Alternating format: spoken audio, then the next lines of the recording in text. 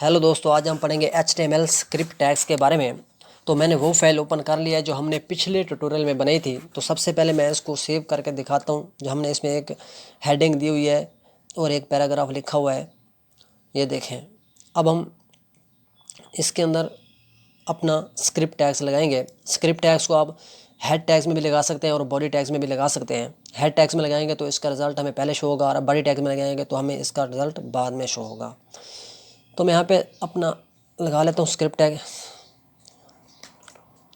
Script tags क्या काम करता है, हम जब हमें अपने HTML पेज के अंदर क्लाइंट साइड को स्क्रिप्टिंग की ज़रूरत है, हमने ऐड करनी है या हमने लिखनी है क्लाइंट साइड स्क्रिप्टिंग, तो हम स्क्रिप्ट टैग्स के जरिए लिख सकते हैं। यानी कि हमें अपने पेज के अंदर जावास्क्रिप्ट या टाइप स्क्रिप्ट लैंग्वेज को यूज़ करना है HTML पेज के अंदर, तो तब हम स्क्रिप्ट टैग्स के जरिए लगा सकते हैं।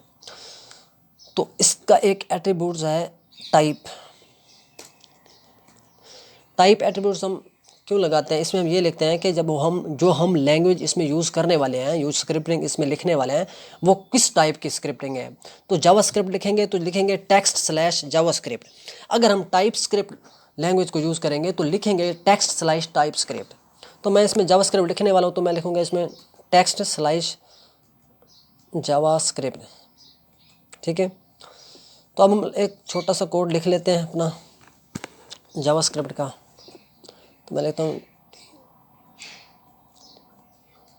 Document dot right. तो ये क्या हो गया, एक मिनट, राइट। तो मैं इसमें लिख लेता हूँ this is a Java script language.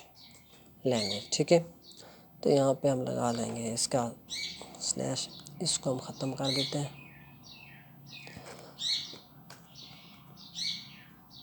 तो मैं इसको सेव करता हूँ।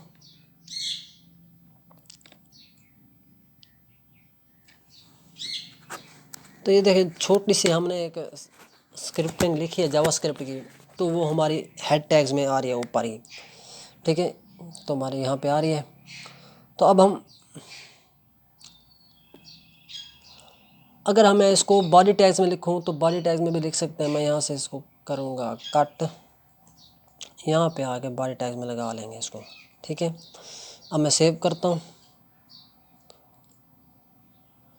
ये देखें, अब हमें ये नीचे शो हो रहा है। ठीक है। यानी कि ऊपर लगाएंगे तो ऊपर शो होगा, नीचे लगाएंगे तो नीचे शो होगा। अब इसमें एक एट्रीब्यूट्स और भी आता है जिसका नाम है SRC। SRC यानी कि सोर्स एट्रीब्यूट्स।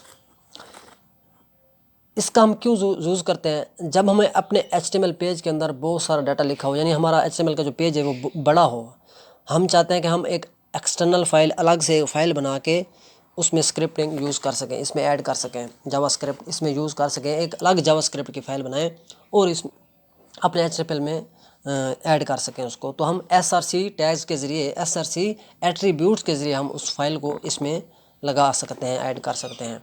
तो हम एक अलग से एक फ़ाइल बना लेते हैं। ठीक है। तो मैं इसमें लिख लेता हूँ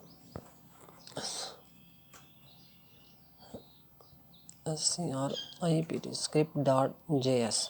तो मैंने एक अलग से फ़ाइल बनाई है, तो इसमें हम कुछ डाटा लिख लेते हैं। मैं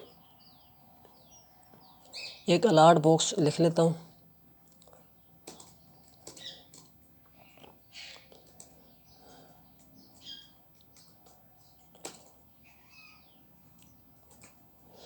मैंने लिखा है ये मैं एक्सटर्नल फाइल। तो हम इसको क्या करते हैं, अब इस फाइल का पाथ हम इस अपने SRC में दे देंगे। ठीक है। मैंने जो फाइल बनाई है script.js। ठीक है। मैंने ये फाइल बनाई है।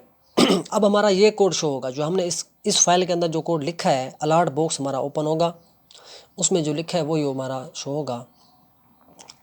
ये देखें, ये हमारा अलर्ट बॉक्स ओपन हो गया है। मैं इस पर क्लिक करूँगा तो हम इसको यूज़ कर सकते हैं। ठीक है। ये था दो एट्रीब्यूट्स, टाइप और स्क्रिप्ट SRC एट्रीब्यूट। ठीक है। अब इसमें दो एट्रीब्यूट्स और भी आते हैं उनका ज़्यादा यूज़ नहीं होता, बस उनमें 19-20 का फ़र्क होता है। मैं आपको बता देता हूँ। तो एक है असिंक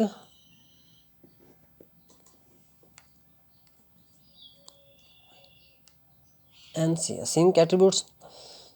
इसमें अगर लिखते हैं ट्रू, तो ये क्या होगा, जब मैं इसको सेव करूँगा, जब हमारा HTML का पेज लोड होगा, तो सबसे पहले हमें ये इसके HTML के एलिमेंट शो होंगे, बाद में हमारी स्क्रिप्ट जो लिखी हुई है वो शो होगी।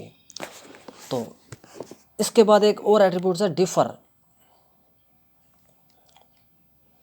जब मैं इसमें लगाऊंगा डिफ़र, तो ट्रू करूँगा, इसकी वैल्यू ट्रू कर दूंगा, तो ये क्या होगा, जब मैं इसको सेव करूंगा, जब हमारा HTML पेज लोड हो रहा होगा, तो तब सबसे पहले हमें इसकी स्क्रिप्टिंग यानी कि लैंग्वेज में डाटा शो होगा, और बाद में HTML के पेज एलिमेंट, बाद में हमारे एलिमेंट शो होंगे, HTML के एलिमेंट।